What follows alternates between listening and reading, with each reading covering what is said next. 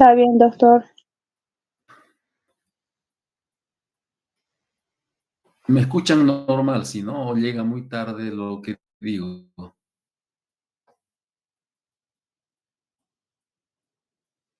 Por ahora normal, doctor. Ya, gracias. Muy bien. Ahora nos toca ver los incisivos inferiores. Van a ver ustedes que a lo último del tema, después del incisivo central y el lateral, se hace una comparación con los superiores porque, como se dice, para diferenciarlos, para reconocerlos, siempre hay que hacer esas comparaciones entre uno y otro.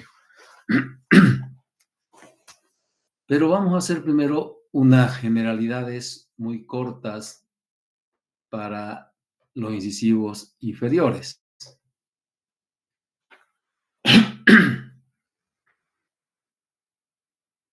Los incisivos inferiores son los primeros dientes unirradiculares en aparecer en la boca. ¿Por qué? Porque este diente puede aparecer antes y es un diente multiradicular, por eso se especifica. Los primeros dientes unirradiculares, o sea, dentro de los unirradiculares son los primeros que aparecen en la cavidad bucal, pero lo hacen ligeramente después de los primeros molares permanentes, ¿ya? A veces lo hacen al mismo tiempo, o sea, puede variar, pero generalmente los primeros molares aparecen, erupcionan primero y luego los incisivos inferiores, ya especialmente el central. Entonces, no olviden, dentro de los unirradiculares son los primeros en aparecer en la boca, pero lo hacen antes, después, perdón, de un multiradicular. ¿Ya? ¿Qué otra característica tienen los incisivos? Esta. ¿Por qué se las llama las hojas cortantes móviles? Porque estas piezas dentarias están en la mandíbula y la mandíbula es el hueso de la cara que tiene movimiento. Entonces, al mover la mandíbula, los incisivos inferiores son los que producen la función de corte, ¿ya? Del aparato masticador al hacer contacto con el antagonista. No se olviden ustedes que los maxilares superiores o que el maxilar superior no se mueve, ¿ya? Lo que se mueve es la porción inferior, es decir, la mandíbula. Por eso se llaman las hojas cortantes móviles, porque están en movimiento durante la masticación. Son los más pequeños, los más estrechos del grupo incisivo. En relación a los superiores, son más estrechos y más pequeños. Y aquí viene una diferencia. En los superiores, ustedes han visto, hemos tallado un central superior bastante grande y hemos tallado hasta ahora un lateral superior mucho más pequeño, ¿sí? Entonces fíjense que los superiores van de mayor a menor, es decir, son decrecientes, cosa que en los inferiores es al revés. El incisivo lateral es mayor y más ancho que el central, es decir, que tenemos el incisivo central acá y el incisivo lateral acá más grande. ¿Entienden? Entonces, fíjense cómo cambia esta figura. El central es más pequeño y el lateral es más grande. Entonces va en orden creciente, ¿no? Esto va decreciendo y esto va creciendo. ¿Qué otras características tienen como generalidades los incisivos inferiores?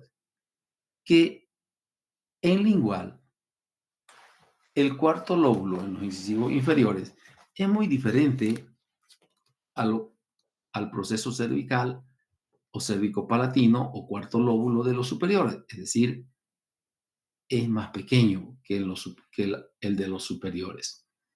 Entonces, como el cuarto lóbulo es más pequeño, también viene esta otra característica.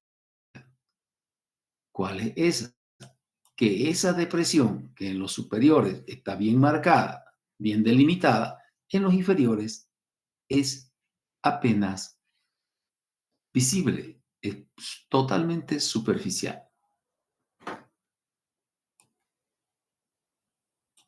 Una parte de la superficie vestibular, que es la que abarca especialmente el tercio medio hasta incisal, no es convexa, sino tiene la tendencia a ser planas. Entonces, en un incisivo inferior, desde acá, todo esto es casi plano. Y esto repercute en el borde incisal. Por eso cuando nosotros observamos el borde incisal, lo observamos casi recto.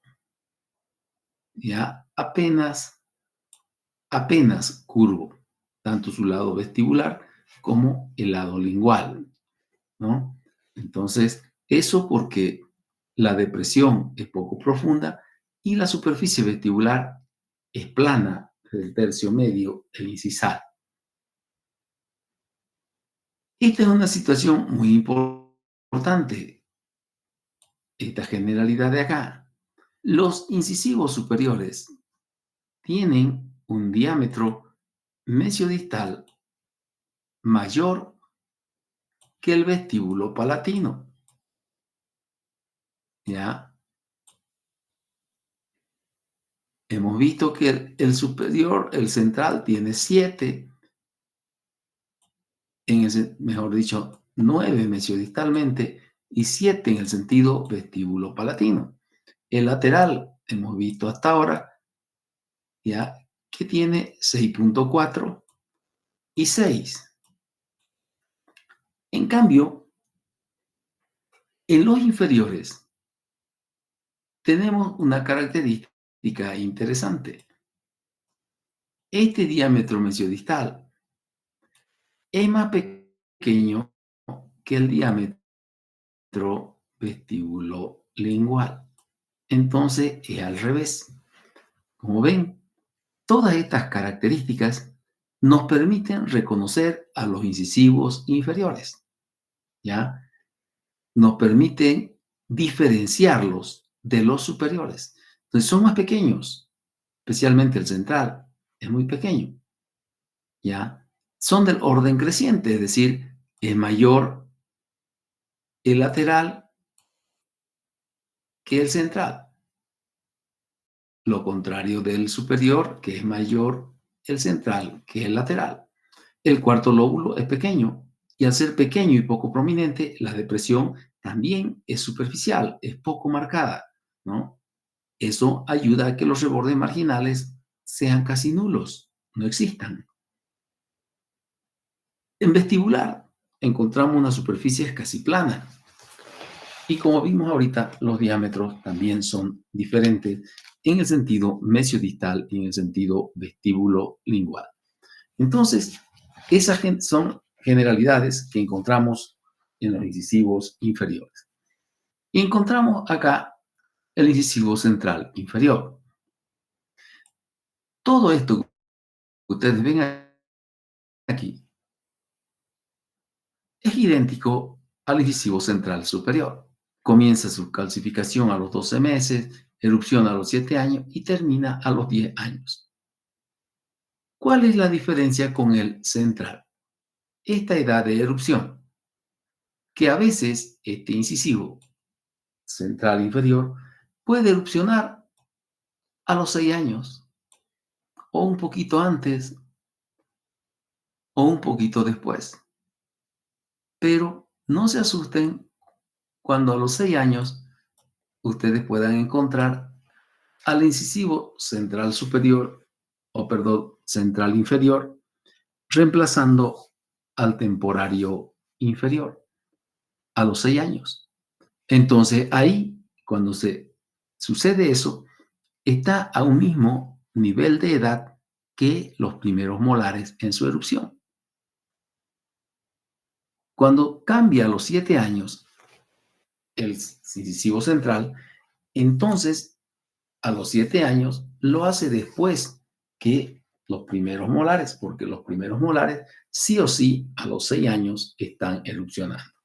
Entonces esta cronología eruptiva, que es la que se llama así, es idéntica a la del central superior. ¿Dónde vienen las variaciones? Acá. 20.7 es su longitud total, 8.8 tiene su corona y 11.9 tiene la raíz. ¿Ya? Y fíjense acá, el diámetro mesiodistal, como les decía, ya es menor que el diámetro vestíbulo lingual. Es decir, es más ancho en el sentido vestíbulo lingual que en el sentido mesiodistal. Estas cantidades que vemos acá, la longitud coronaria, la longitud radicular, nos van a servir para observar la proporción coronorradicular y también nos van a servir la longitud coronaria y el diámetro mesiodistal para observar la relación entre el largo y el ancho de la corona. ¿Ya? Entonces, todas esas características se obtienen con esos números. Es un diente totalmente pequeño, es el más pequeño de todos. ¿Ya? ¿Y qué sucede acá? Acá podemos hacer comparaciones con el central superior. Si ven ustedes acá, el superior tiene 22.5, este tiene 20.7, es decir, 1.8 milímetros menos. Acá, la longitud coronaria es 1.2 milímetros, 1.2 milímetros menor que la longitud del superior. Y la raíz tiene 0,6 de milímetros menor. Entonces, como ven, todo va cambiado y todo yo puedo compararlo con el diente homólogo que es el central superior. Acá viene una situación muy interesante que es la oclusión. Acá está el central inferior. Miren, aquí. Fíjense cómo todo el central inferior, el otro central inferior, ¿ven? Todo el incisivo central inferior ocluye con 2/3 partes del incisivo central superior. 2/3 partes del incisivo central superior. ¿Ya? Esta diferencia de tamaño en el diámetro mesiodistal entre estas dos piezas dentarias, fíjense cómo hay una diferencia de tamaño, ¿ya? Muy marcada. Acá este tiene 9, ¿se dan cuenta? Y el diámetro mesiodistal de este es 5.4. ¿Eh? 5.4 contra 9. Si ustedes hacen la diferencia, fíjense que el superior tiene un diámetro mesiodistal mayor de 3.6 milímetros. ¿Ya? ¿Qué implica que este diente inferior tenga un solo antagonista? Como ustedes ven, un solo antagonista. Esta diferencia de diámetro mesiodistal entre el superior y el inferior hace que el superior, miren ustedes, abarque la mitad del lateral. O sea que el superior ocluye con 2 dientes, pero el inferior, el central inferior, ocluye solamente con uno. Esta gran diferencia que hay aquí, donde se sacrifica esta pieza dentaria, que es el incisivo central inferior, ocluyendo con una sola pieza superior, es gracias a esta diferencia de diámetro y a esto que sucede acá, que los dientes de aquí para acá, de aquí para acá y de aquí para acá, todos tienen 2 antagonistas, excepto el incisivo central inferior. Entonces, esta diferencia de diámetro mesodital que hay entre el superior y el inferior es gracias a ellos que todos los demás dientes tienen dos antagonistas. ¿Entendieron?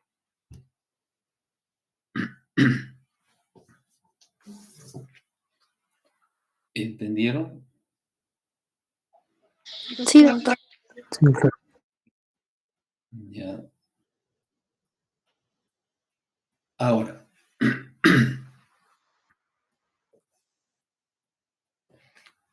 como les decía, es el diente más pequeño de la boca, ¿ya? Pero, si bien es el más pequeño, tiene unos diámetros bastante regular, unos diámetros bastante equilibrados. Por eso se transforma en un diente, en el diente más regular de la boca.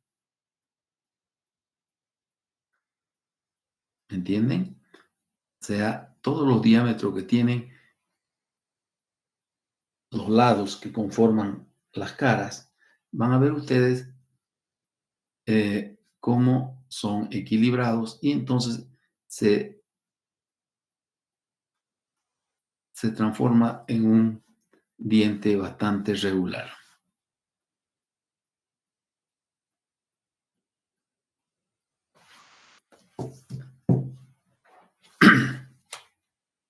Es el diente permanente más pequeño de toda la dentadura, pero el más regular. Ahora, vamos a describir la porción coronaria de esta pieza dentaria. Ya. Pero antes de describir la porción coronaria, vemos que, y tenemos que ir también describiendo cada una de sus caras laterales, comparándola siempre con una figura geométrica que nos permita describirla. Acá tenemos la cara vestibular de este diente, que tiene el aspecto de un trapecio isósceles. La característica del trapecio isósceles es que tiene dos bases, en este caso una base superior y una base inferior, casi iguales, apenas diferentes, ¿ya? Y los dos lados del trapecio son bastante largos, ¿ya? Y similares entre ellos. Ahora, tengo entonces una cara vestibular de aspecto trapezoidal, como le decía, un trapecio isósceles, Doctor, se está donde las dos bases. entrecortando.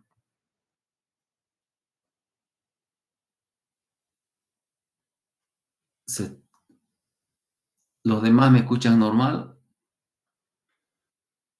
Sí, doctor. Sí, Se está cortando. un poco entrecortado, doctor.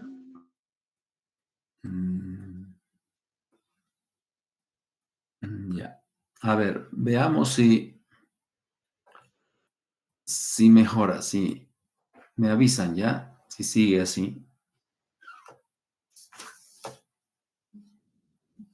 Entonces, tenemos las dos bases.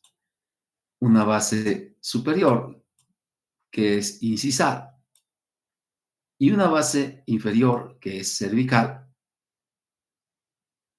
casi iguales, equilibradas en su tamaño.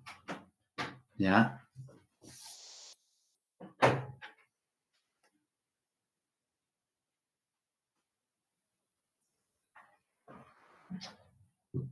Ahora,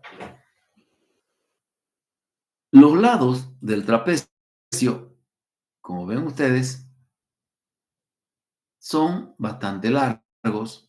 Los lados corresponden a mesial y a distal. Son bastante largos, tienen bastante altura y corresponden, como les decía, a mesial y adistal. ¿Ya? Estos dos lados que corresponden a mesial y adistal, fíjense ustedes que no tienen mucha convergencia hacia cervical. Es decir, son poco oblicuos hacia cervical. ¿Ya? Esa poca oblicuidad hacia cervical es la que hace que la base incisal tenga un equilibrio con la base cervical. ¿Ya? ¿Sigue cortándose o ya mejoró? Ya está bien, Entonces, doctor. Sí. ahí tenemos los 4 lados del trapecio, ¿no? 2 verticales y los 2 horizontales, que son las bases de tamaño equilibrado. Ahora, más adelantito, cuando hablemos de la línea cervical, vamos a hablar, y de los lados proximales, van a ver ustedes por qué vamos a aumentar el por qué la longitud de la base incisal es similar o casi igual en su longitud a la base cervical. ¿Ya?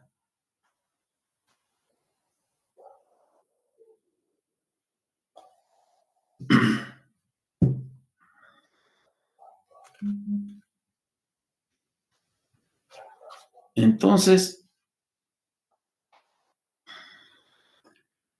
veamos. Acá, como les decía, son dientes estrechos, pero largos. Entonces sacamos una relación entre el largo y el ancho del diente.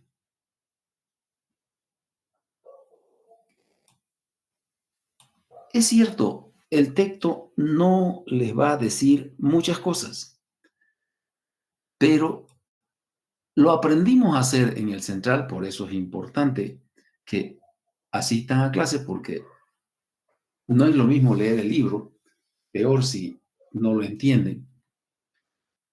Todos los dientes, especialmente los anteriores, nos dan esta facilidad de observar y de hacer esta operación de cuál es la relación entre el largo y el ancho del diente. Y el largo de la corona, de la porción coronaria, es 8.8. Y el ancho es 5.9, o perdón, 5.4. Entonces, ustedes dividen 8.8 entre 5.4 y van a tener la relación entre el largo y el ancho de la corona del diente. ¿Ya? Si tienen una calculadora a mano o cerca de ustedes, dividan eso y van a tener la relación entre el largo y el ancho. ¿Cuánto sale?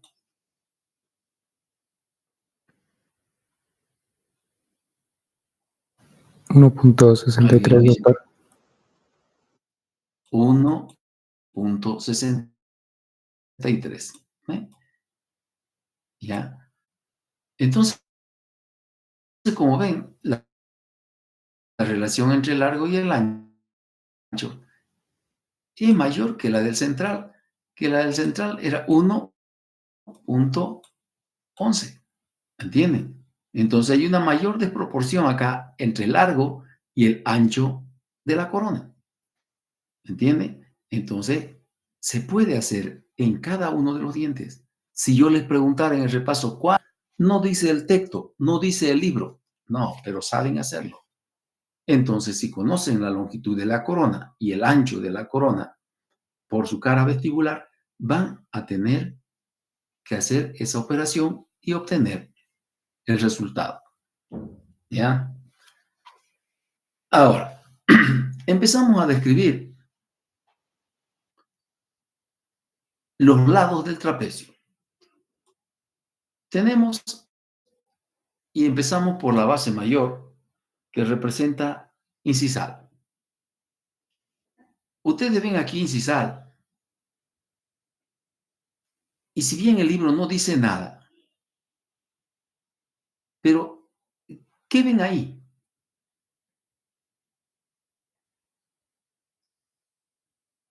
¿Qué ven ahí? Las lobulaciones. Exactamente. ¿Se dan cuenta? Entonces, si bien el texto no lo dice, ¿ya? Pero se sobreentiende que estudiaron el central superior y lo aprendieron, entonces se presenta como en los superiores. El lateral que han visto que hemos tallado hoy día tampoco habla de lobulaciones, pero fíjense que esto también tiene lobulaciones, también tiene la flor de lis, también tiene las dos escotaduras que separan los tres lóbulos de desarrollo.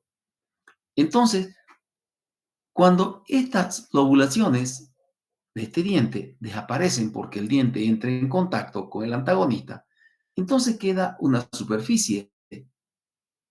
¿Ven? Queda una superficie. Y esta superficie, en esta pieza dentaria, tiene una característica, ¿ya? Una característica muy interesante. Y escuchen cómo se llama. Es una superficie que al entrar en contacto va de mesial abajo a distal arriba. ¿Se dan cuenta? Si bien está en una situación invertida al superior, pero tiene lo mismo que el superior, de mesial abajo a distal arriba.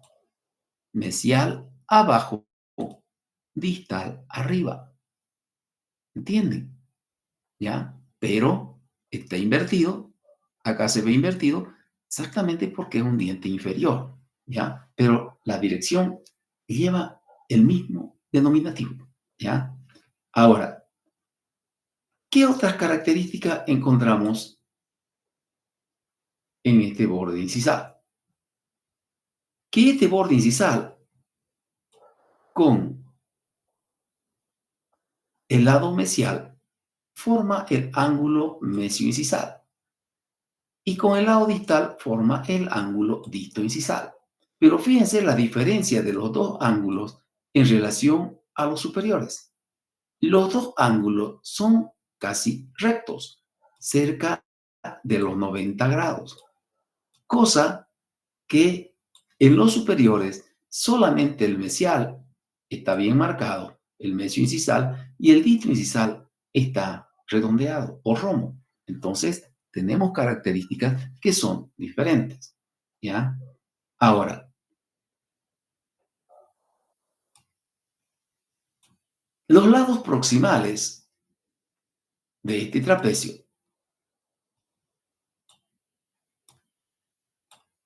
tienen una característica bastante interesante, son casi rectos,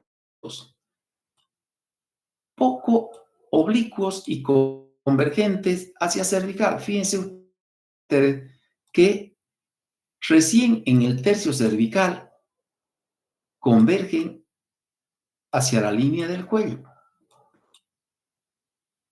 Esa poca oblicuidad de mesial y de distal está marcada porque mesial tiene una oblicuidad de 8 grados hacia cervical y distal tiene 10. Ya saben ustedes que esas oblicuidades se marcan, como ya lo hemos visto en el superior, se marcan trazando una línea por el vértice que viene así,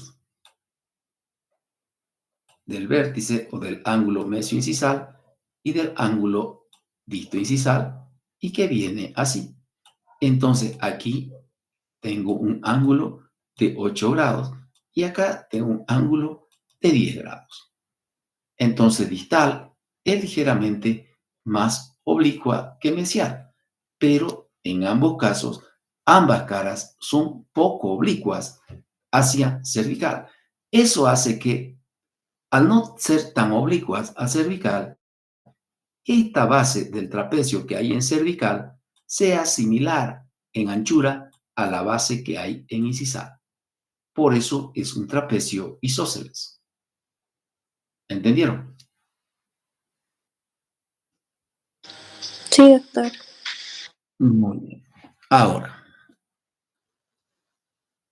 ¿qué nos falta describir acá? Nos falta describir exactamente la línea cervical. ¿Y qué vemos en la línea cervical? Como la línea cervical está constituida por dos lados, mesial y distal, que son poco oblicuos y poco convergentes hacia cervical, entonces tenemos una línea cervical convexa hacia apical, pero con una curvatura amplia, ¿ya? Convexa hacia apical y una curvatura amplia, ¿ya? Entonces, esta es una característica propia de esta pieza dentaria, donde tenemos cervical casi a la misma anchura que incisal. Ambas son las bases del trapecio. La base cervical del trapecio, que es la ligeramente menor, y la base incisal o base mayor del trapecio isósceles. Como les digo, les vuelvo a repetir, eso se da por la poca oblicuidad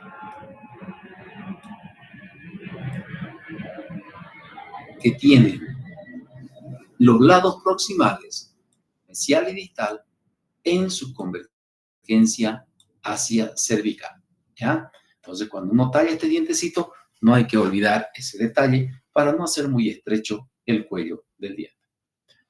Ahora, ¿cómo es la superficie de esta cara vestibular? En el sentido mesiodistal, es casi plana, poco convexa, ¿ya? Poco convexa. Pero en el sentido cérvico incisal, es tremendamente convexa.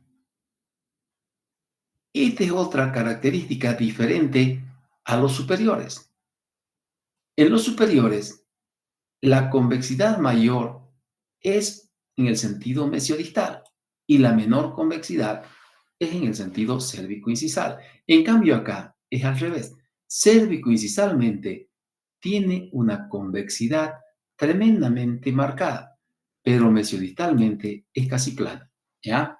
Ahora, ¿qué otras características encontramos? Si nosotros vemos acá, esta figurita de acá tenemos las dos escotaduras, ¿sí? Las dos escotaduras. Y estas dos escotaduras están separando o dan origen a estas dos depresiones que separan los tres lóbulos de desarrollo. Los lóbulos de desarrollo, en el sentido mesiodistal, tienen un equilibrio en su tamaño, ¿ya? Pero el central es ligeramente menor que el mesial y el distal. Si bien hay un equilibrio, pero el central es el más pequeño, ¿ya? Ahora, en el sentido longitudinal, el central es el más largo porque llega también a la curvatura de la línea cervical. Y por la disposición del borde incisal, que va de mesial abajo a distal arriba, entonces este lóbulo distal es el segundo en longitud y el lóbulo mesial es el tercero en longitud, ¿ya? Ahora, también tienen un equilibrio en su tamaño, pero hay esas pequeñas diferencias que hacen que uno vea que el central es más largo, luego el distal y luego el mesial. El distal, por la disposición del borde incisal, que va de mesial abajo a distal arriba. El central, porque coincide, es el más largo, porque coincide con la línea cervical. Y el mesial es el más corto, porque, como vemos, ahí es la parte más declive del borde incisal. ¿Ya? Entonces, tenemos cómo diferenciarlos. Si bien no se los puede diferenciar de manera perfecta como en los superiores, pero se puede diferenciar. Acá tenemos una foto de una boca de un niño y como ven, aquí están los incisivos, ¿ya? 4, estos dos, este otro, son todavía incisivos temporarios, pero fíjense que ya cambió estos dos y tienen la flor de lis, ¿ya? Entonces, tenemos que describir todas esas situaciones. Ya le dimos la vuelta a las caras, a la cara vestibular, ¿no? Ahora vamos a la cara lingual. Fíjense que en lingual, la convergencia de las caras proximales hacia lingual a nivel del cuarto lóbulo, que es donde está el mayor valor de la convergencia, es estrecha, ¿ven? Estrecho, ¿ya? Eso va a tener un contenido. Como es estrecho, entonces tenemos una base mayor acá y una base menor. O sea que ya no es trapecio acá, sino se forma un triángulo bastante marcado en la cara lingual de esta pieza dentaria. Entonces, la cara lingual, como vemos acá, tiene el aspecto de triángulo. ¿Ven? El aspecto de un triángulo. ¿Ya? Ahora, ¿qué hay en esa cara lingual? Cuando nosotros tallamos, tenemos que colocar todo lo que hay. Hay un cuarto lóbulo, miren, pequeño, pequeño, ¿ya? Muy pequeño en relación a los superiores, o poco desarrollados. Fíjense que los rebordes marginales acá son poco marcados. La depresión escasamente profunda.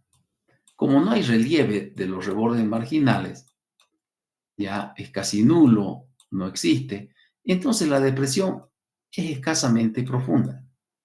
Pero, ¿cuál es el motivo para que todos estos elementos estén marcados en menor proporción que en los superiores? Porque en lingual de los inferiores no existe contacto con el antagonista. Entonces no necesita tener desarrollado esto como lo tienen desarrollado los superiores, donde hemos visto rebordes marginales tremendamente grandes, ¿sí? Tremendamente grandes y romos. Y ahora les decía yo, ¿por qué son romos estos? Porque este diente inferior, este borde incisal del diente inferior, va a venir y va a hacer contacto acá con esos rebordes marginales. Y esos rebordes marginales tienen que ser romos porque si tuvieran ángulo, entonces van a destruir al diente antagonista, en este caso al inferior. Entonces aquí la depresión es escasa en profundidad. Los rebordes marginales no se observan. ¿Y qué no se observan? Fíjense que en el incisivo central superior teníamos media luna en la unión de los rebordes con el cuarto lóbulo. En el lateral teníamos la letra de una letra M, perdón. Pero acá no hay nada, miren. Acá solamente se forma entre el cuarto lóbulo y los pequeños rebordes marginales el bosquejo de un triángulo. No existe otra situación que nos muestre la unión de los rebordes con el cuarto lóbulo. ¿Por qué? Porque los rebordes tienen un relieve escaso, nulo, y el reborde marginal, y el lóbulo también. Ahora, cuando nosotros observamos este diente por vestibular, no se observa esto que vamos a ver acá. Cuando lo observamos ya por proximal, vamos a ver esta partecita que voy a marcar aquí. Esta partecita. Por encima, o si quieren por debajo, en este caso del cuarto lóbulo, ¿ya? Va a haber también esa pequeña convergencia del diente hacia de la cara lingual, así como en vestibular. Va a haber esa pequeña convergencia de la cara libre vestibular y de la lingual hacia cervical. Y también ahí se va a alojar la encía, ¿no? Entonces, Figón y Garino dicen, los elementos están poco marcados, ¿no? Por encima del cuarto lóbulo, por encima del cuarto lóbulo. Esto de acá está por debajo del cuarto lóbulo, ¿no? Que ahí va a converger y se va a ganar la encía. Pero por encima del cuarto lóbulo está esa depresión poco marcada. Entonces, por debajo del cuarto lóbulo va a haber siempre acá, si yo dibujo la raíz, ¿no? La raíz tiene que estar acá, miren ustedes, y aquí, vamos a hacerlo con otro color, aquí va a ir el repliegue del festón gingival, aquí y acá. ¿Entienden? Para eso es esa pequeña convergencia que hay de la línea de las caras libres y proximales hacia la línea del cuello. ¿Ya? Eso es para que no confundan lo que dice acá, que dice por encima del cuarto lóbulo encontramos la depresión. Esto se refiere a esto, por encima del cuarto lóbulo. Aquí está el cuarto lóbulo, por encima de ello encontramos esta pequeña depresión que hay en la cara lingual. Esa pequeña depresión es poco profunda, ¿ya? Y abarca el tercio medio e incisal. Y ya no la podemos delimitar tampoco, como en los superiores, donde los límites era el cuarto lóbulo, los rebordes marginales mesial y distal, y se perdía en el borde incisal, perdón. Acá ya no hay esas limitaciones. ¿Por qué? Porque los rebordes marginales no tienen nitidez, no tienen relieve, no tienen elevación. Entonces, el cuarto lóbulo es pequeño.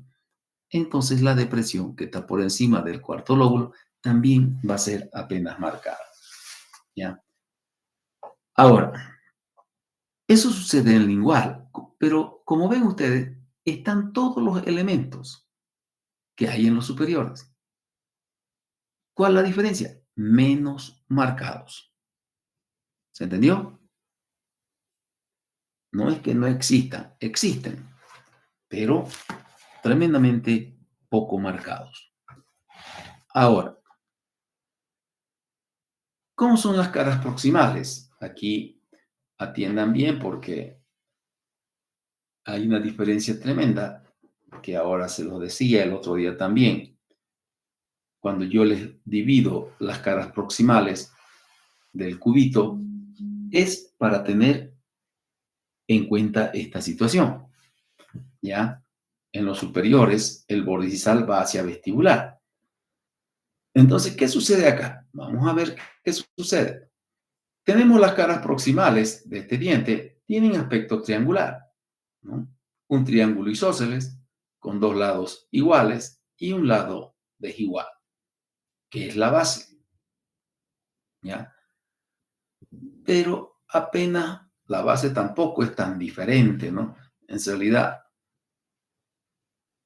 no es tan diferente de los lados, pero tiene una ligera diferencia. Entonces, esos dos lados son mayores, el lado vestibular, el lado lingual, y la base ligeramente menor.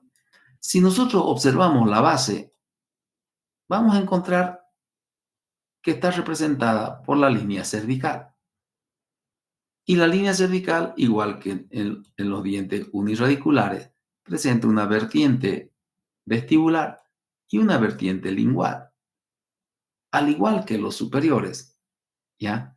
La vertiente lingual y la vertiente mesial, la vertiente lingual y la vertiente vestibular, en la cara mesial siempre van a ser más larguitas y más oblicuas que en distal. Entonces, vamos a tener acá, si yo tengo acá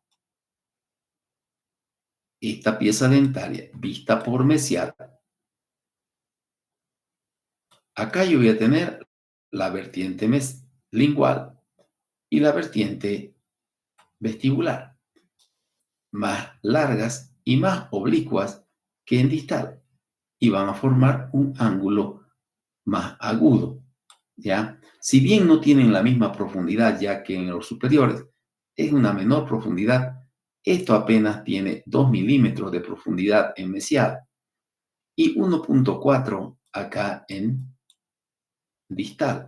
Entonces, como ven, siempre mesial más profundo que distal y el ángulo en mesial un poco más marcado que en distal, ¿ya? Pero también tiene dos vertientes, ¿ya? Dos vertientes menos oblicuas, poco inclinadas, más cortas las distales, vestibular y lingual, más largas y ligeramente más oblicuas las mesiales, vestibular y lingual. Entonces tenemos esa profundidad de las líneas cervicales, tanto en mesial como en distal, mucho menor que en los superiores. Ahora, eso en cervical. Si yo observo el lado vestibular de este diente, de esta cara proximal o de las caras proximales, tiene su mayor prominencia en cervical, con una ligera convergencia hacia cervical y luego todo converge hacia incisal. Es larga la convergencia, ¿ya? El lado vestibular es tremendamente convexo en toda su extensión y mucho más oblicuo que en los superiores, el lado vestibular. No se olviden que en los superiores el menos oblicuo es el vestibular. Ahora, el lado vestibular es más oblicuo que en los superiores. Ese aumento de oblicuidad en los incisivos inferiores nos proporciona una situación muy interesante. Miren acá. Acá tengo el lado lingual. Y el lado lingual tiene estas dos porciones: convexo en cervical y cóncavo en el tercio medio e incisal.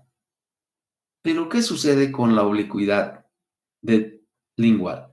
La oblicuidad de lingual es idéntica a la oblicuidad de vestibular. Son iguales. ¿Ven? Iguales. Entonces, aquí está la diferencia. ¿Por qué? Porque cuando nosotros tenemos el cubito acá por proximal, yo se lo divido aquí en dos. ¿Ya? En los superiores cortábamos hasta acá, pero en los inferiores tenemos que cortar ahora al centro, ahí. ¿Por qué? Porque como vestibular tiene la misma oblicuidad que lingual, el borde incisal queda al centro. ¿Ven? En esta figura de acá, al centro. Y si queda al centro de vestibular y de lingual, se dice que queda equidistante de vestibular y lingual. ¿Qué quiere decir equidistante? A la misma distancia de vestibular y a la misma distancia de lingual. Equidistante, al centro. ¿Ya? Si yo dibujo entonces este diente completo y lo voy a tallar acá, este borde incisal que queda al centro va a coincidir con el ápice radicular. ¿Entienden? Entonces, fíjense cómo cambia ya en los dientes inferiores. Vestibular y lingual tienen la misma oblicuidad en su convergencia hacia incisal. Eso hace que el borde incisal quede al centro, coincidiendo con el eje del diente, equidistante de vestibular y de lingual.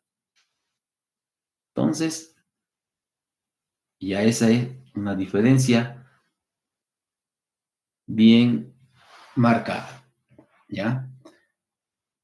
Ahora, ¿alguna pregunta hasta ahí?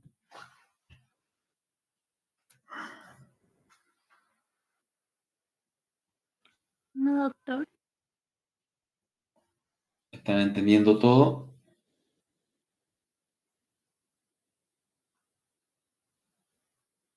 Bueno, Sí, doctor. muy bien.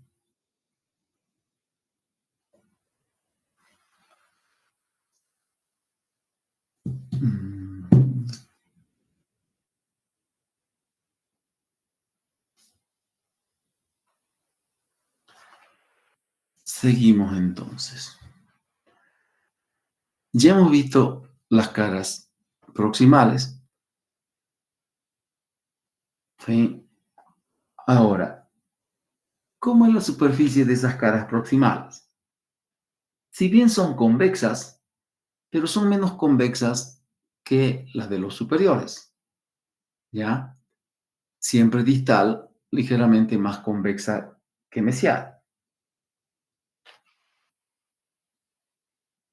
¿Dónde está lo que llama la atención?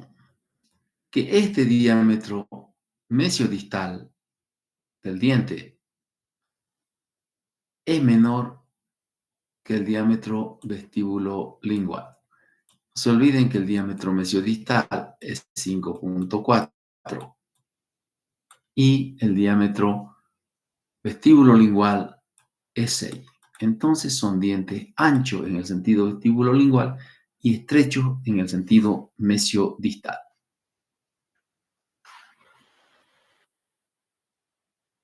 Vemos el borde incisal.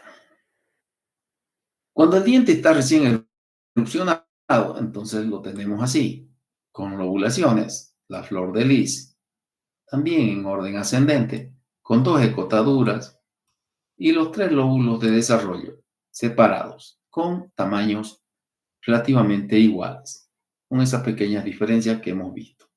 Una vez que entra en oclusión, o el antagonista, ¿ya? Entonces se forma una superficie que va de mesial a distal, de mesial abajo a distal arriba.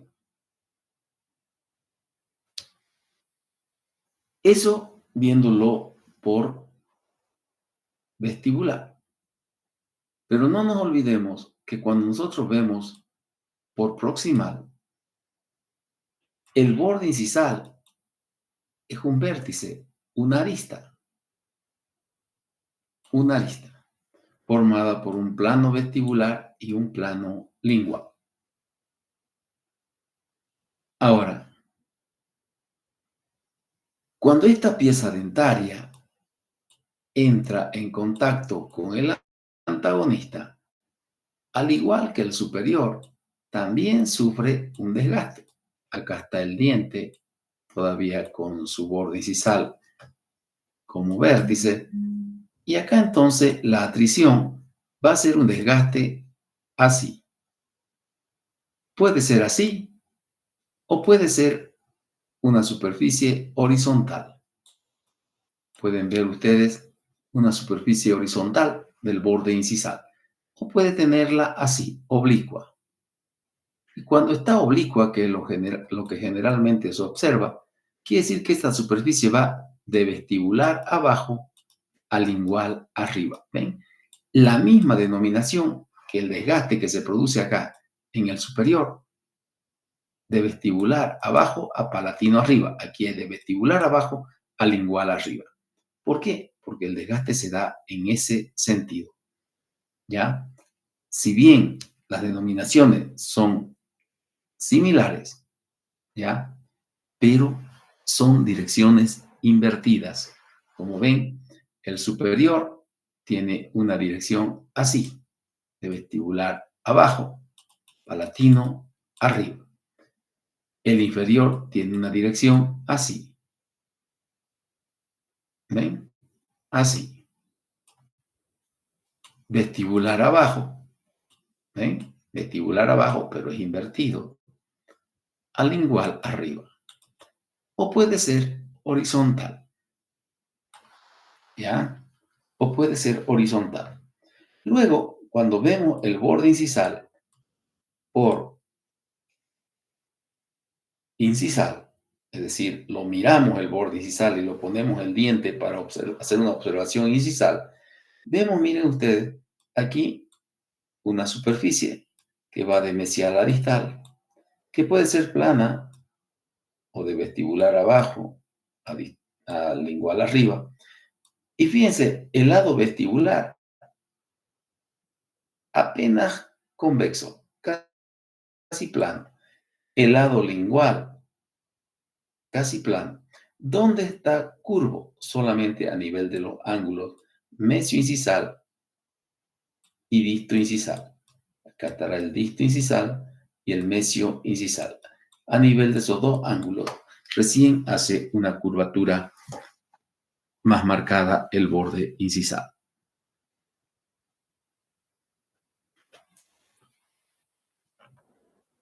Tenemos acá las raíces y los conductos del incisivo central inferior.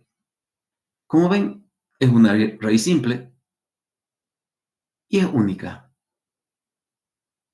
Longitudinalmente, como ven acá, es un cono. Pero ¿qué sucede con ese cono? Ese cono tiene aplastamiento aquí en mesial y aquí en distal. Es decir, tiene canales radiculares en proximal, tanto en mesial como en distal. Estos canales radiculares pueden producir la bifurcación del conducto. ¿Ya? Es una raíz muy delgada y muy fina, pero fíjense ustedes que puede tener un conducto bifurcado. Ahora, ¿qué característica tiene la raíz de este diente en el sentido transversal? Si ya hemos visto que longitudinalmente es cónica, entonces, como puede tener un conducto o dos conductos, en el sentido transversal tiene una variación. Cuando los canales radiculares, mesial y distal, son poco profundos, la raíz es ovoidal. Y cuando la raíz es ovoidal y los canales son poco profundos, existe un solo conducto. Pero cuando esos canales, cuya mayor profundidad está siempre en el tercio medio de la raíz, disminuyen cervical y desaparecen apical, cuando estos canales se profundizan mucho, ¿qué sucede entonces cuando yo corto una raíz acá? Voy a tener una raíz así, transversalmente elíptica, ya no ovoidal. Eso hace que esta pared mesial y la pared distal se unan. Hay un adosamiento parietal, se llama. La unión de la pared mesial con la pared distal se llama adosamiento parietal, que se da por medio del tejido dentinario. Cuando se da ese adosamiento parietal, entonces el conducto se divide y quedan dos conductos delgados y estrechos de forma circular. Esta bifurcación puede ser parcial y puede ser total. Mayormente es parcial porque vuelve a unirse, es decir, es incompleta la bifurcación. ¿Ya?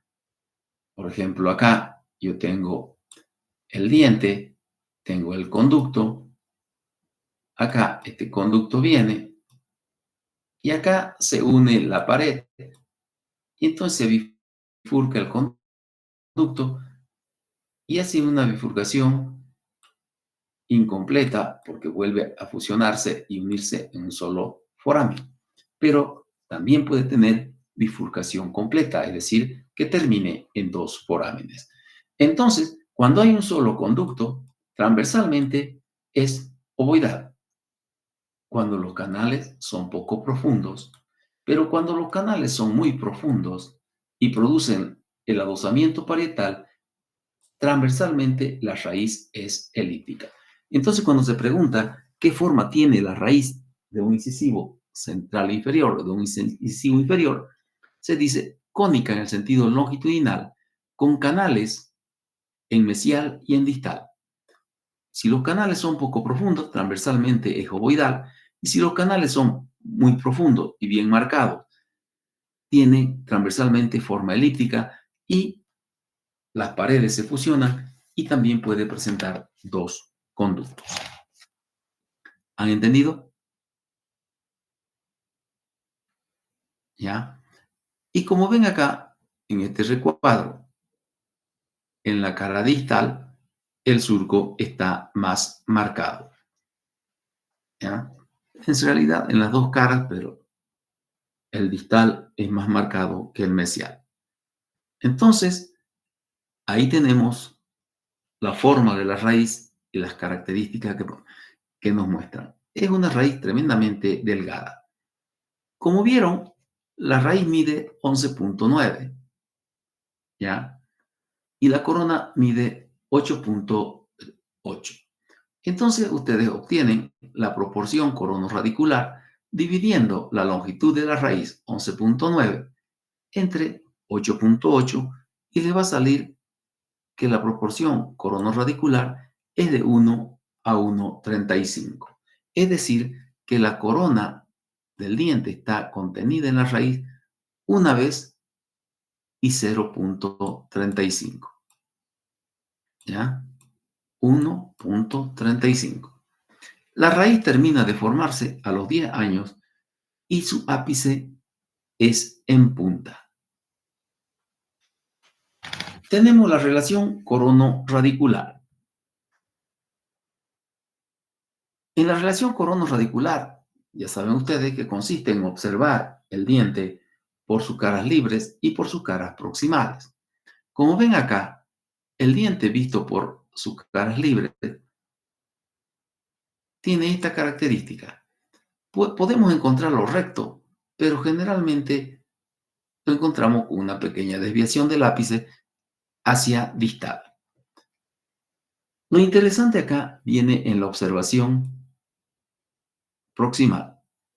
Como vestibular y lingual tienen oblicuidades iguales, entonces el borde incisal está al centro. Y ese borde incisal y el eje coronario coinciden con el eje radicular y llegan a coincidir hasta el extremo del ápice, ¿ya? Entonces, cuando nosotros observamos, tiene que dejar en el cubito, tiene que coincidir con la línea media el ápice de la raíz y el borde incisal. Esa es la característica de este diente. ¿Qué direcciones tiene la raíz y los conductos? Es el tercer diente, por si acaso, si ustedes tienen su texto de conductos ahí, para que ustedes vean, ya. Si ustedes leen donde dice dirección de raíces y conductos, dice canino superior, y no es canino superior, es canino inferior. Este diente tiene el tercer lugar en tener el porcentaje de raíces rectas, 66.7, después del central superior, que tiene 75, y después del canino inferior, que tiene 60. 68.2. Entonces, es el tercer diente que presenta un elevado porcentaje de raíces rectas, ¿ya? Luego, lo que llama la atención también es que tiene un alto porcentaje de un ápice con curva avestibular o alabial, especialmente más conocido como vestibular. Tenemos el ápice con curva adistal, la raíz y el conducto, y tenemos una pseudo bayoneta en este sentido, ¿no? Entonces, es un diente que tiene generalmente la raíz recta o con desviación avestibular o adistal, que son los más elevados, pero generalmente es recta. Y así como la raíz es recta, el conducto también es recto. Por eso no tenemos mucha dificultad en encontrarlo. Las dificultades se dan, como van a ver enseguida. ¿Por qué se dan? ¿Qué característica tiene el conducto? Casi siempre es único, pero ya hay un casi siempre es único. ¿Ya? Cuando es único, nosotros lo vemos por vestibular. Esta es la visión vestibular. Y fíjense que es un conducto que no llama la atención para nada. Es estrecho, cónico, generalmente recto. ¿Ya? Generalmente recto. Ahora, ¿qué sucede con este conducto? Que como la raíz puede tener canales por mesial y por distal, si bien por vestibular nosotros lo vemos como un conito perfecto, inofensivo, pero por proximal, por presentar estos canales en mesial y en distal, varía las características del conducto. ¿Y en qué varía? ¿Ya? Varía porque este conducto, cuando lo vemos por proximal o en el sentido vestíbulo lingual, este conducto que cuando lo vimos por vestibular acá era estrecho, un conito inofensivo, lo vemos por proximal y es un conducto tremendamente amplio y con paredes irregulares. Estas paredes irregulares del conducto forman las llamadas lagunas o embolsamientos. Fíjense cómo el conducto tiene unas paredes irregulares formando esas lagunas o embolsamientos en el tercio cervical y en el tercio medio. En el tercio apical, el conducto se estrecha bruscamente, miren, y pareciera que terminara como una colita de ratón. ¿Ya? Por eso es que este conducto es bastante complicado en tratarlo. ¿Por qué? Porque nos confunde a veces cuando observamos la radiografía, que generalmente se toma por vestibular. Observamos un conductito estrecho y recto. Estrecho y recto. Pero no nos imaginamos la característica que tiene por proximal. Tiene estas irregularidades llamadas lagunas o embolsamientos y un extremo apical estrecho como una cola. Entonces, ¿qué sucede con este conducto cuando nosotros lo tratamos el diente? Podemos llegar con la lima acá, ingresar, y nos alegramos porque encontramos amplio acá, pero si metemos de golpe la lima acá, nos vamos a encontrar con un conducto tremendamente estrecho y podemos romper la lima si hacemos fuerza. Entonces, tenemos que colocar una lima de acuerdo a este ancho que tiene el tercio apical y empezar a limar y a paralelizar estas paredes lo más que se pueda. ¿Por qué? Porque si no paralelizamos esas paredes, nosotros cuando ingresemos a hacer un tratamiento, vamos a ingresar con la lima y vamos a limpiar el centro del conducto. el centro. Y todo esto demás de acá va a quedar con material orgánico que se va a descomponer y nos va a hacer fracasar el conducto. Entonces, por eso es que para estos dientes se necesitan radiografías proximales. No hay que conformarse con la radiografía por vestibular. ¿Por qué? Porque nos puede engañar. Tanto nos puede engañar, ¿ya? Que nosotros podemos ver este diente así, pero si lo cortamos el diente acá, podemos encontrar la raíz ovoidal. Entonces, si encontramos la raíz ovoidal, vamos a encontrar un conducto ovoidal. Pero si los canales están un poco marcaditos, ya la raíz ya se va haciendo o teniendo la tendencia a hacerse elíptica, el conducto todavía no se ha dividido, podemos encontrar un conducto así amplio, especialmente en el tercio medio, por la presencia de lagunas o embolsamiento. Entonces, cuando tenemos este tipo de conducto, tenemos que limar las paredes para tener un buen relleno. Ahora, ¿cómo es la cámara de este diente?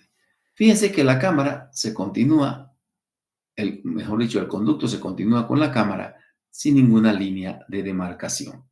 Pero ahorita vamos a estudiar en realidad cómo es la cámara. Ahora, una vez que los canales radiculares se profundizan, estas paredes se unen, mesial y distal se unen, y entonces se bifurca el conducto. Y estamos frente a esta situación, ¿ven? Donde puede haber una bifurcación incompleta o una bifurcación completa. Dos conductos estrechos, circulares, que pueden terminar en un solo foramen cuando la bifurcación es incompleta o en dos forámenes si la bifurcación es completa. Cuando ustedes encuentren un diente, un incisivo inferior, central o lateral, con dos conductos, es que en este diente hay piso. Siendo una raíz delgada, fina, pero siendo única o simple, el conducto se bifurca y puede formar el piso de la cámara. Entonces, hay que tener cuidado con estas piezas dentarias y cuando uno desconfía, hay que sacar radiografías proximales. Y ahí vamos a ver que los conductos son cónicos, delgados o estrechos y transversalmente circulares. ¿Ya? Entonces, eso es lo que vemos a nivel del conducto de este diente. Ya, generalmente, como les digo, tiene uno, pero no se asusten si encuentran dos. Como ven, el conducto es estrecho en el sentido mesiodistal y amplio en el sentido vestíbulo-lingual.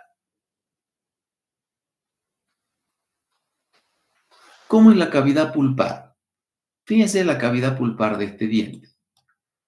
Tiene la misma forma que la corona, que la cara vestibular. Fíjense, larga, con su lado mesial y distal casi rectos, tal como son sus lados proximales del diente. Es larga y estrecha, vista por vestibular, ¿ya? Y llega cerca de incisal, no como los superiores, que solamente llega a la mitad de la corona, ¿ya? Cuando esta cámara pulpar de un diente recién erupcionado, fíjense ustedes que nos muestra tres cuernitos pulpares. ¿Por qué? Porque hay tres lóbulos de desarrollo y cada cuerno va a desarrollar un lóbulo, ¿ya? Rápidamente, uno de los cuernos desaparece y quedan dos cuernitos pulpares para más adelante, pero son tres. La cámara y el conducto se unen sin ninguna línea de demarcación. No hay un límite ya entre la cámara y el conducto. Ahora, ¿qué característica encontramos? Si el diente es joven, vamos a encontrar un conducto amplio y una cámara amplia, ¿ya? Pero cuando el diente aumenta de edad la persona, la pieza dentaria también cambia. Ahora, veamos la cámara en el sentido vestíbulo lingual. Es decir, que la cámara es más amplia en este sentido, tremendamente amplia, más amplia que en el sentido mesiodistal que ven acá, ¿ya? Acá también tiene su diferencia con los dientes superiores, porque los dientes superiores son más tienen la cámara más ancha en el sentido mesiodistal que en el sentido vestíbulo palatino. Acá la cámara es estrecha en el sentido mesiodistal y es amplia en el sentido vestíbulo lingual.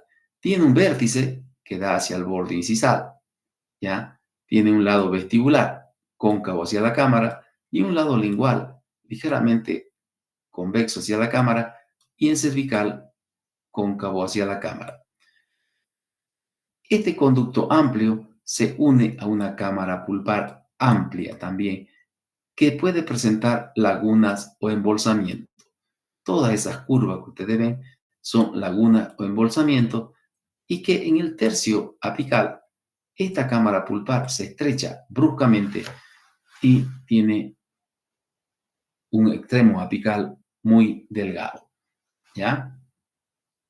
Ahora, ¿dónde está la parte más amplia del conducto en el sentido vestíbulo lingual? En el tercio medio y en el tercio cervical. En el tercio apical hay una constricción del conducto y se vuelve estrecho, ¿ya? Ahora, cuando hay dos conductos, como les decía, esta cámara pulpar puede presentar piso, ¿ya? El piso lo vamos a encontrar por debajo de la línea cervical. Entonces, como ven, es un diente tremendamente peligroso, ¿ya?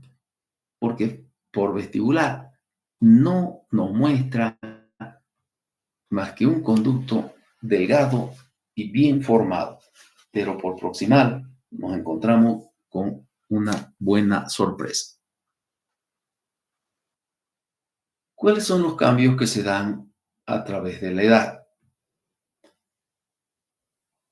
Los cambios que se dan a través de la edad, ¿ya?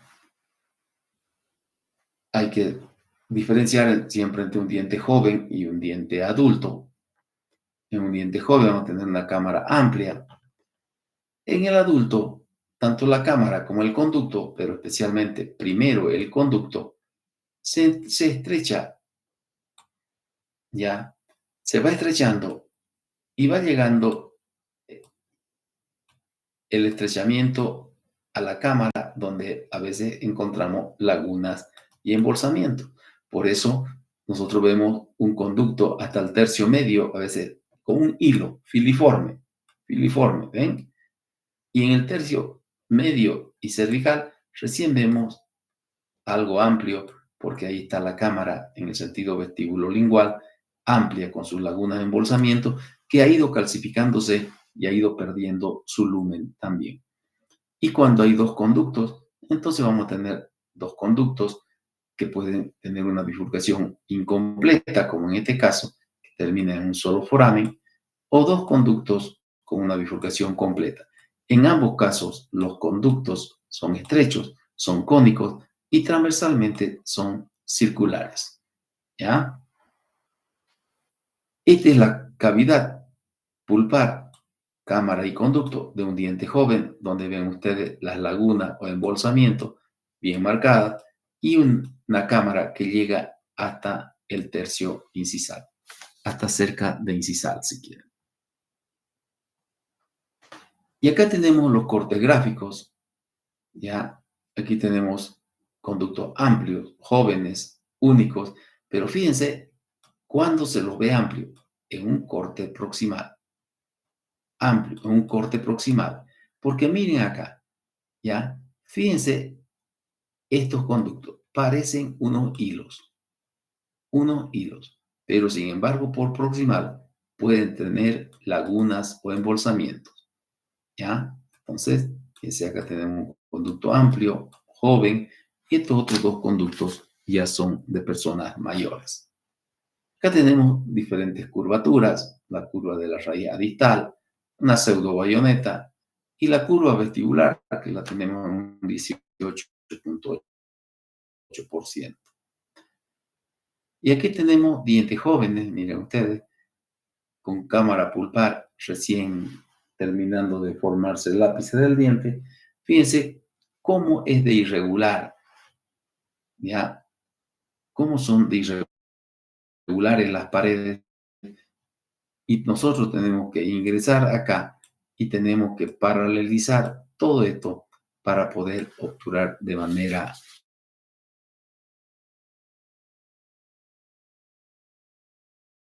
correcta. Acá tenemos calcificación, miren ustedes, desde el ápice. ¿Por qué? Porque acá había lagunas o embolsamiento y recién se están calcificando. Acá tenemos conducto amplio, aquí una bifurcación incompleta, acá también una bifurcación incompleta, acá también. ¿Ven? Entonces, se presentan con bifurcaciones incompletas, pero también hay bifurcación completa de este conducto. Aquí son los cortes transversales. Cuando nosotros tenemos una raíz, miren ustedes, tenemos una raíz acá, ovoidal, transversalmente, ¿ya? Entonces, ¿qué tenemos? Tenemos vestibular, por si acaso, en estos dientes va hacia abajo, ¿ya? Una raíz ovoidal, esto no cambia,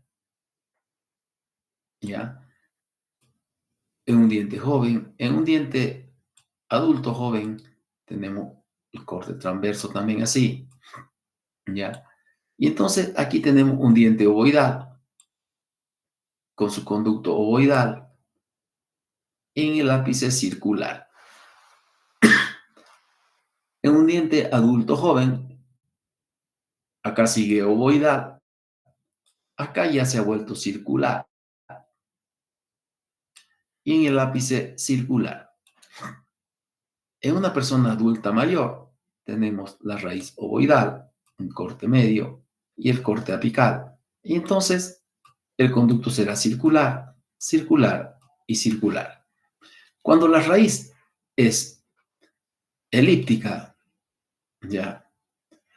Y puede tener un solo conducto, entonces vamos a tener una raíz acá con canales y ya una raíz volviéndose elíptica, ¿no? Entonces vamos a tener también un conducto, el ápice siempre circular, un conducto elíptico amplio en sentido vestíbulo-lingual, con las tres características definidas, porque es joven, es una persona adulta mayor, ya tenemos el conducto acá en el ápice circular, acá sigue elíptico, acá está ovoidal ya por la calcificación o la dentinificación. Es una persona adulta mayor, va cambiando, acá será ovoidal, en el tercio medio ya va a ser circular y en el ápice va a ser circular. En una persona senil,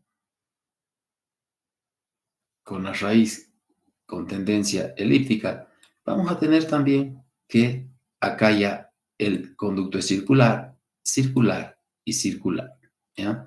Entonces, el paso de los años también puede obliterar los conductos. Estos dientes tienen la característica de obliterarse en los conductos ya de cerrarse el conducto a nivel radicular y calcificarse. Fíjense acá, hay una bifurcación incompleta y aquí hay una bifurcación completa. Entonces aquí ya cuando la raíz está de forma elíptica, transversalmente elíptica, con canales tremendamente profundos y con paredes unidas. Entonces aquí ya los conductos de por sí son circulares y longitudinalmente cónicos, ¿ya?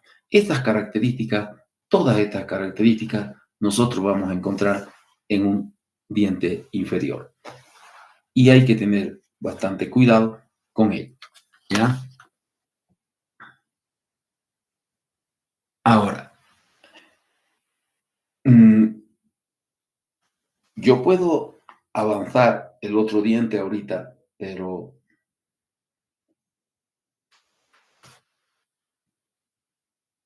para que lo entienda mejor, pero no sé si están durmiéndose todavía o siguen vivos. ¿Ah? ¿Siguen vivos? Más o menos. Sí, doctor, vivo. Menos doctor. Sí, Porque seguimos. si no, Batallando, doctor. si no avanzamos ahora como el viernes no hay clases, tendríamos que avanzarlo el jueves en la noche. ¿Les parece? Jueves. ¿Les parece? Sí, doctor. Sí.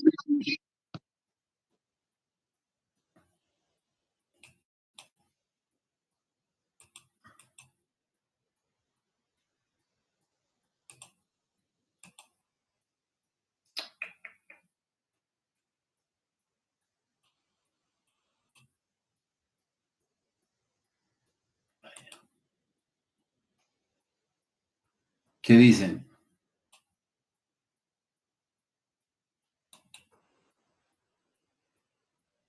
El jueves, doctor. Sí, doctor, por mi parte no hay ningún inconveniente para el día jueves.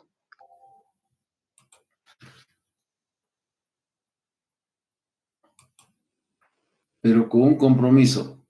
Tienen que leer el incisivo central para que puedan entender la combinación que hay entre el lateral y el central.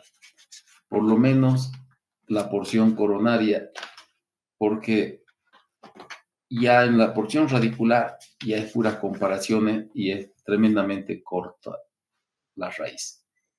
¿Listo? Entonces, el jueves en la mañana yo les voy a mandar el aviso para que ingresen a las 8 de la noche.